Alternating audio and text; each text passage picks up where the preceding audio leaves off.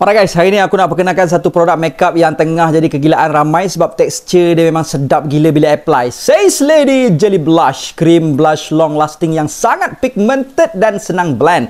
Dan yang paling best sekarang tengah ada promosi 50% bermula 24 November jam 8 malam sampai 25 November jam 11.59 malam sahaja. Jadi kalau korang tengah cari blush baru, ini masa terbaik untuk grab. Kelebihan utama Jelly Blush ini adalah tekstur dia yang silky, lembut dan sangat mudah di blend. Bila sapu pada pipi, warna dia naik cantik, natural dan tak bercapuk. Formula krim dia pula buatkan warna nampak lebih fresh dan glow. Paling penting, dia long lasting, tahan sepanjang hari tanpa perlu sentiasa touch up. Dengan isi sebanyak 9.5 gram, memang tahan lama dan sangat berbaloi. Blush ini sesuai untuk semua jenis kulit, daripada kulit kering sampai kulit berminyak, sebab tekstur dia tak berat dan tak melekit. Remaja, pelajar universiti, wanita bekerja, creator content ataupun siapa yang suka makeup simple memang akan suka. Korang boleh guna dia untuk letak kat pipi, kelopak mata ataupun sebagai lip tint. Memang multi use. Kenapa kena pilih Jelly Blush ni berbanding blush yang lain? Pertama, pigment dia sangat kuat. Letak sikit je, warna dah naik cantik. Kedua, blend dia smooth gila. Tak tinggalkan line dan tak jadi tumpuk. Ketiga, finish dia natural dan tak buat makeup nampak tebal. Dan dengan harga 50% diskaun, memang tak ada alasan untuk tak try. Jadi kalau korang nak blush yang tahan lama, warna cantik, senang blend dan sesuai untuk daily look,